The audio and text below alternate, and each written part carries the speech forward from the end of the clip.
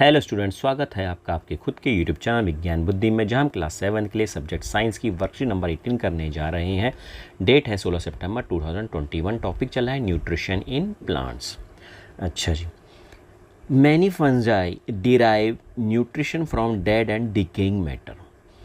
कुछ फंजाई ऐसे हैं जो न्यूट्रिशन लेते हैं, मतलब खाना लेते हैं कहाँ से? डेड और डिकेइंग मैटर से। डेड और डिकेइंग मैटर का मतलब सड़ती हुई चीज़ें।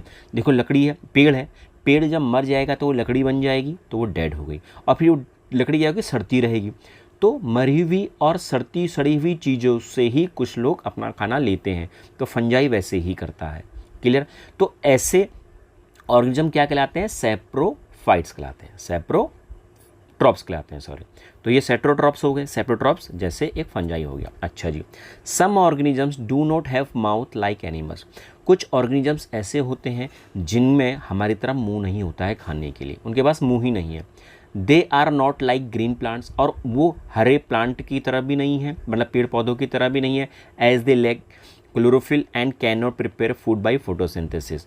जैसे पेड़ों में क्लोरोफिल होता है और अपना खाना खुद बनाते हैं फोटोसिंथेसिस प्रोसेस से, पर कुछ ऑर्गेनिज्म ऐसे होते हैं जिनके पास तो क्लोरोफिल ही नहीं है। जब क्लोरोफिल नहीं है तो उनमें फोटोसिंथेसिस प्रोसेस नहीं होगी और वो अपना खाना नहीं बना पाएंगे। तो ऐसे जानवर कैसे अपना खाना बनाएंगे भैया? वो कैसे खाना खाएंगे? उनके पास मुंह भी नहीं है, उनके पास पेड़ पौधों की तरह क्लोरोफिल भी नहीं है, वो फोटोसिंथेसिस की प्रोसेस भी नहीं कर सकते, तो खाना कैसे खाएंगे? तो let us find out what type of nutrients they need to survive and from whether they get them. तो हम चलो ये पता लगाते हैं कि वो किस टाइप का न्यूट्रिएंट्स लेते हैं अपने जीवन जीने के लिए, और from where they get them, और कहाँ से उनको वो लेते हैं, कैसे खाते हैं और कैसे लेते हैं। चलो जी, तो कह रहा है कि these organisms absorb the nutrients from the dead and decaying matter.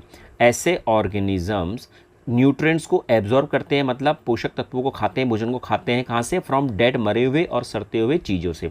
Example क्या हो गया इसका? मशरूम और यीस्ट हो गया। क्या एग्जाम्पल हो गया? मशरूम और यीस्ट। मशरूम सबने देखा है, यीस्ट का सबने देखा होगा, फफूंदी लग जाती है ना, जो फंगस लग जाती है, ऐसे यीस्ट होता है। During rainy season fungi spoil many things like leather shoes, clothes and pickles as they grow on them. तो रेनी सीजन में, बरसाती सीजन में फंजाई कई चीज़ों को स्पॉइल कर देते हैं, मतलब सड़ा देते हैं। किसको? जूतों को। देखो जूते दिखाई दे रहे हैं चमड़े के, देखो सफ़ेद सफ़ेद दाग लगे ना, फफूंदी लग गई है, फंजाई है। कपड़ों में लग जाती है, कपड़ों का अगर पानी भीगे हुए कपड़े ना, तो वैसे वैसे पड़े हुए भीगे कई दिनों तक, तो उनमें फंगस लग जाएगा। ब्रेड देखिए आपने, हरी रंग की ब्रेड लग जाती है, देखो एक गंदी सी रोटी को तुम कई दिन तो ऐसी रहने दो, उसमें फंगस लग जाएगी। क्लियर? एंड पिकल्स, अचार को ऐसे ना दो, उसमें भी क्या हो जाएगा? सड़न आ जाती है, उसमें फफूंदी लग जाती है।